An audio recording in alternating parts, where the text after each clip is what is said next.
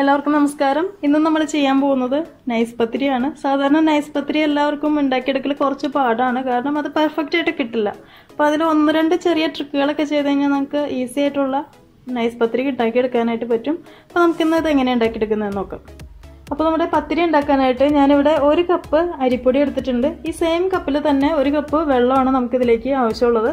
അപ്പോൾ സാധാരണ നമ്മൾ പത്തിരി ഉണ്ടാക്കുമ്പോൾ ശരിയായി വരാത്തതിൻ്റെ മെയിൻ കാരണം എന്ന് പറഞ്ഞാൽ ഒന്ന് വെള്ളത്തിൻ്റെ പ്രശ്നം കൊണ്ടാണ്. വെള്ളം കുറവ് അല്ലെങ്കിൽ കൂടുതലായി പോവും. രണ്ടാമത്തെ കാര്യം മെയിനായിട്ട് കുഴയ്ക്കലിൻ്റെ പ്രശ്നം. ഇത് രണ്ടും കറക്റ്റായിട്ട് ചെയ്താൽ നിങ്ങൾക്ക് നല്ല പെർഫെക്റ്റ് ആയിട്ടുള്ള പത്തിരി ഉണ്ടാക്കിയെടുക്കാനായിട്ട് പറ്റും.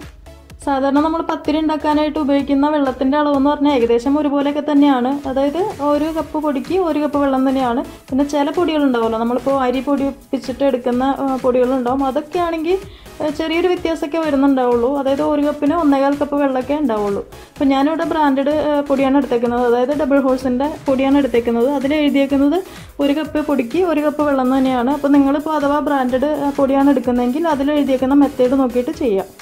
അതുപോലെ തന്നെ ഒരു കാര്യം നിങ്ങൾ ശ്രദ്ധിക്കുക, പൊടി എടുക്കുമ്പോൾ 1 കപ്പ് പൊടി എന്ന് പറയുമ്പോൾ അത് ഇതുപോലെ നിങ്ങളിങ്ങനെ കുത്തി നിറയ്ക്കരുത് കേട്ടോ. കാരണം കുത്തി നിറച്ച് വരുമ്പോൾ ഒന്നും കൂടെ പൊടി ഉള്ളിലേക്ക് ഇരിക്കും, അപ്പോൾ അളവിന് വ്യത്യാസം വരും. ഞാൻ അതുപോലെ ആദ്യം ചെയ്തിട്ട് എനിക്ക് അളവ് ശരിയായിട്ടില്ല.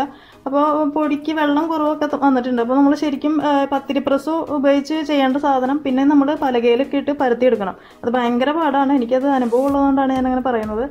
അപ്പോൾ 1 കപ്പ് പൊടി എന്ന് പറഞ്ഞാൽ കറക്റ്റ് ആ ഒരു ലെവലിൽ തന്നെ 1 കപ്പ് പൊടി എടുക്കുക. ആദ്യം തന്നെ നമുക്ക് പൊടി നന്നായിട്ട് കുഴച്ചെടുക്കണം. അതിനായിട്ടൊരു കുക്കർ എടുക്കുക. കുക്കർ തന്നെ എടുക്കുക കേട്ടോ, കാരണം നമ്മൾ ഇടിയപ്പത്തിനായാലും പത്തിരിക്കായാലും പൊടി നനച്ചെടുക്കുമ്പോൾ കുക്കറിൽ തന്നെ പൊടി നനയ്ക്കുന്നതായിരിക്കും ഏറ്റവും നല്ലത്. അതിൽ ശരിക്കും ഒരു ചൂട് എപ്പോഴും ഉണ്ടാവും. ആ ഒരു ചൂടിൽ ഇരുന്നിട്ട് നമ്മുടെ പൊടി നന്നായിട്ട് സോഫ്റ്റ് ആയിട്ട് വരും. ഇനി സ്റ്റൗ ഓൺ ചെയ്യുക. എന്നിട്ട് നമ്മൾ പൊടി എടുത്ത ആ സെയിം കപ്പിൽ തന്നെ 1 കപ്പ് വെള്ളം ഈ കുക്കറിലേക്ക് ഒഴിച്ചു കൊടുക്കുക. അതുപോലെ തന്നെ നമ്മുടെ പൊടിക്ക് ആവശ്യത്തിനുള്ള ഉപ്പിട്ട് കൊടുക്കുക. അധികം ഇടണ്ട, കുറച്ചിട്ടാൽ മതി.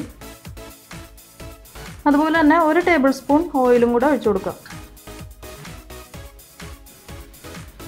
അപ്പോൾ നമ്മുടെ വെള്ളം നന്നായിട്ട് തിളച്ച് വന്നിട്ടുണ്ട്. ഇനി ഇതിലേക്ക് നമുക്ക് ആ സെയിം ഗ്ലാസ്സിൽ തന്നെ 1 കപ്പ് അരിപ്പൊടി ചേർത്ത് കൊടുക്കാം. അപ്പോൾ തീ ഒന്നും കുറയ്ക്കണ്ട, ഈ ഒരു സമയത്ത് തീ കുറയ്ക്കണ്ട. ഇതിലേക്ക് നമുക്ക് അരിപ്പൊടി ഇട്ട് കൊടുക്കാം. എന്നിട്ട് ഒരു 10 സെക്കൻഡ് അതുപോലെ തന്നെ വയ്ക്കുക. എന്നിട്ട് നന്നായിട്ട് മിക്സ് ചെയ്ത് കൊടുക്കുക. വെള്ളം എല്ലാ വശത്തേക്കും എത്തുന്ന രീതിക്ക് മിക്സ് ചെയ്ത് കൊടുക്കുക. ഇനി തീ കുറച്ച് വയ്ക്കുക. നമുക്കിനി സ്റ്റൗ ഓഫ് ചെയ്യാം. അതിനുശേഷം ഈ കുക്കർ അടച്ചു വയ്ക്കുക. ഇനി ഇതൊരു 5 മിനിറ്റ് ഇതുപോലെ തന്നെ വയ്ക്കുക. അതിനുശേഷം നമുക്ക് നന്നായിട്ട് പൊടി കുഴച്ചെടുക്കാം. അപ്പോൾ നമ്മുടെ നനച്ച പൊടി ഞാൻ ഇവിടെ വേറൊരു പാത്രത്തിലേക്ക് മാറ്റി വെച്ചിട്ടുണ്ട് 5 മിനിറ്റിന് ശേഷം. 5 മിനിറ്റ് എന്ന് പറഞ്ഞാൽ 5 മിനിറ്റ് തന്നെ വെക്കട്ടെ, കൂടുതൽ നേരം വെക്കണ്ട. കാരണം കൂടുതൽ നേരം ഇരിക്കുമ്പോൾ ചൂട് പോവും, മാവിലെ ചൂട് പോവും. ആ ഒരു ചൂടോടുകൂടി തന്നെ വേണം നമുക്കിത് കുഴച്ചെടുക്കാനായിട്ട്. അപ്പോൾ കൈകൊണ്ട് ഇപ്പോൾ കുഴിക്കാൻ പറ്റാത്തൊരു അവസ്ഥയാണ്, നല്ല ചൂടായിരിക്കും. അപ്പോൾ അതുകൊണ്ട് ഇതുപോലത്തെ ഒരു ചെറിയ ബൗൾ എടുക്കുക. ഇത് വെച്ചിട്ട് നന്നായിട്ട് കുഴച്ചെടുക്കുക. അതായത് ഇതിങ്ങനെ ചരിച്ച് പിടിച്ചിട്ട് നന്നായിട്ട് പ്രസ് ചെയ്ത് കുഴച്ചെടുക്കുക.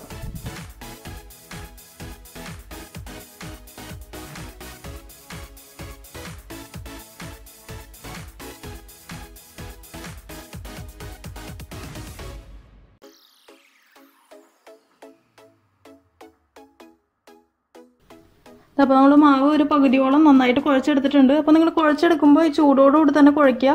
ഇത് എടുക്കുന്ന ഈ ബൗളുണ്ടല്ലോ, ഇത് നല്ല കട്ടിയുള്ള ടൈപ്പ് എടുക്കുക കേട്ടോ. അല്ലെങ്കിൽ നമ്മളിങ്ങനെ നല്ലതായിട്ട് പ്രസ് ചെയ്ത് കുഴച്ചെടുക്കുമ്പോൾ ഈ ബൗള് വളഞ്ഞു പോകും. അപ്പോൾ നന്നായിട്ട് പ്രസ് ചെയ്ത് തന്നെ കുഴച്ചെടുക്കണം.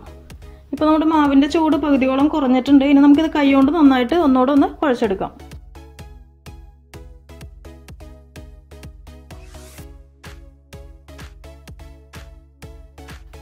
അപ്പോൾ നമ്മുടെ മാവ് നന്നായിട്ട് കുഴച്ചെടുത്തിട്ടുണ്ട്. ഇനി നമുക്ക് ചെറിയ ബോൾസ് ആയിട്ട് ഇത് ഉരുട്ടിയെടുക്കണം.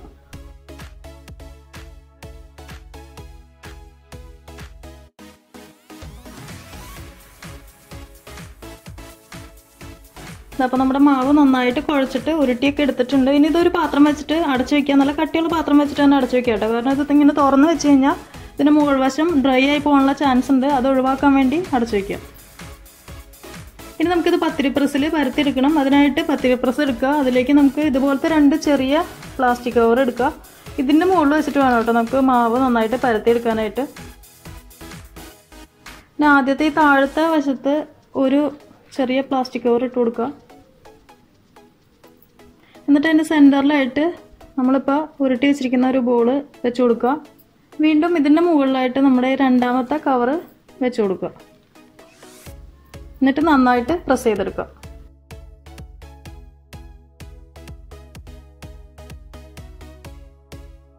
അപ്പോൾ നമ്മുടെ ഫസ്റ്റ് പത്തിരി റെഡി ആയിട്ടുണ്ട്.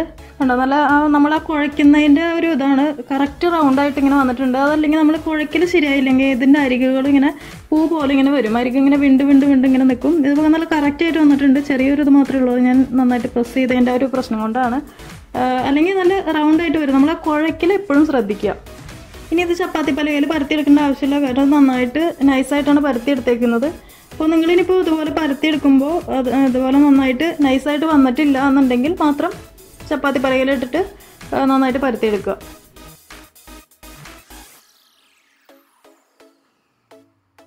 കണ്ടോ, അത് വളരെ നൈസായിട്ടുള്ള പത്തിരിയാണ്. തീരെ കനം കുറവാണ്, നിങ്ങൾക്ക് കാണുമ്പോൾ തന്നെ അറിയാൻ പറ്റും. ഒരു പാത്രത്തിൽ ഇതുപോലെ കുറച്ച് അരിപ്പൊടി തൂവിട്ട് കൊടുക്കുക. എന്നിട്ട് അതിന് മുകളിലായിട്ട് ജസ്റ്റ് ഒന്ന് മുക്കിയെടുക്കുക. എന്നിട്ട് ഒരു സൈഡ് മാത്രം മുക്കിയാൽ മതി. അതിനുശേഷം നന്നായിട്ട് രണ്ട് സൈഡിലും വരുന്ന രീതിക്ക് ഒന്ന് പൊടി തട്ടിയെടുക്കുക. നമ്മൾ ഒരു സൈഡിൽ തന്നെ പൊടി വയ്ക്കാൻ പറയുന്ന കാരണം എന്ന് വെച്ച് കഴിഞ്ഞാൽ അത്രയും മതിയാവും. കാരണം രണ്ട് സൈഡിലേക്കുള്ള പൊടി ആ ഒരു സൈഡിൽ തന്നെ ഉണ്ടാവും. അപ്പോൾ ശരിക്കും നന്നായിട്ട് ഇതുപോലെ ഇങ്ങനെ പൊടി തട്ടിയെടുത്താൽ മതി. അപ്പോൾ ഇതുപോലെ തന്നെ ബാക്കിയിരിക്കുന്ന പത്തിരിയും കൂടെ ഞാൻ പരത്തിയെടുക്കട്ടെ. ഈ പത്തിരി പ്രസ് ശരിയല്ല കേട്ടോ, കാരണം ഞാനിത് ഈ ഒരു സൈഡിൽ നിന്ന് കൈ എടുത്തു കഴിഞ്ഞാൽ താഴേക്ക് പോവും. ഇത് വാങ്ങിച്ചപ്പോൾ നോക്കി വാങ്ങിക്കാത്തതിൻ്റെ കുഴപ്പമാണ്. അപ്പോൾ അതുകൊണ്ടാണ് ഞാനിത് ശരിക്കും നിങ്ങൾക്ക് പരത്തി എടുക്കുന്നത് കാണിച്ചു തരാത്തത്. ഇത് എല്ലാം കൂടി എനിക്ക് മാനേജ് ചെയ്യാൻ പറ്റുന്നില്ല, കാരണം വീഡിയോ ഞാൻ പോസ് ചെയ്ത് എടുക്കുന്നത് ഈ ഒരു പ്രശ്നം കൊണ്ട്. അപ്പോൾ നിങ്ങൾ ക്ഷമിക്കുക കേട്ടോ.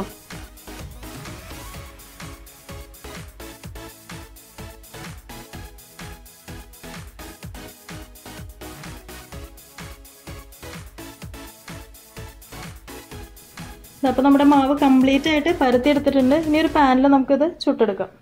അപ്പോൾ നമ്മുടെ പാൻ ചൂടാക്കാനായിട്ട് വെച്ചിട്ടുണ്ട്. പെട്ടെന്ന് കഴിയാൻ വേണ്ടി വേറെ 2 പാനും കൂടി ഞാൻ സൈഡിലേക്ക് വെച്ചിട്ടുണ്ട് കേട്ടോ.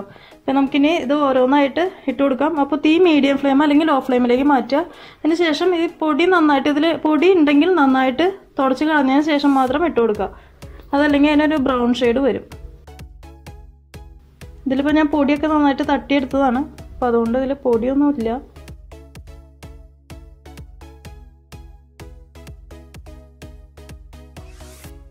ഒന്ന് ചൂടായി കഴിഞ്ഞാൽ നമ്മുടെ പത്തിരി നന്നായിട്ട് പൊന്തി വരും. ഇപ്പോൾ നിങ്ങൾക്ക് കറക്റ്റായിട്ട് കാണാൻ പറ്റുന്നുണ്ടോയെന്നറിയില്ല, കാരണം ഈ ഒരു പത്തിരി നന്നായിട്ട് പൊന്തി വരുന്നുണ്ട്.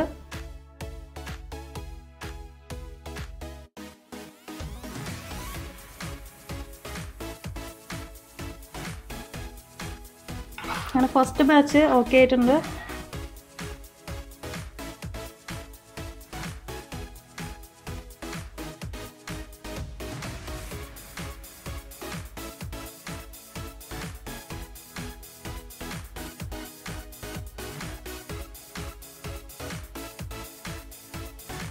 കണ്ടോ, ഇവിടെ കണ്ടോ, നല്ല കറക്റ്റായിട്ട് പൊന്തി വന്നിട്ടുണ്ട്.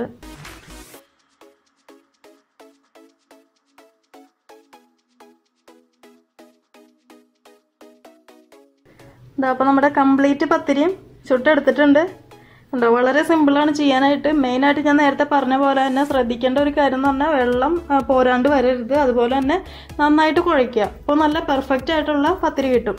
ഇതിപ്പോൾ നല്ല സോഫ്റ്റ് പത്തിരിയാണ്. നിങ്ങൾ എന്തായാലും ട്രൈ ചെയ്ത് നോക്കാനായിട്ട് മറക്കണ്ട. അതുപോലെ തന്നെ ലൈക്ക് ചെയ്യുക, ഷെയർ ചെയ്യുക. അപ്പോൾ അടുത്ത ദിവസം നമുക്ക് കാണാം. Thank you for watching tasty spot.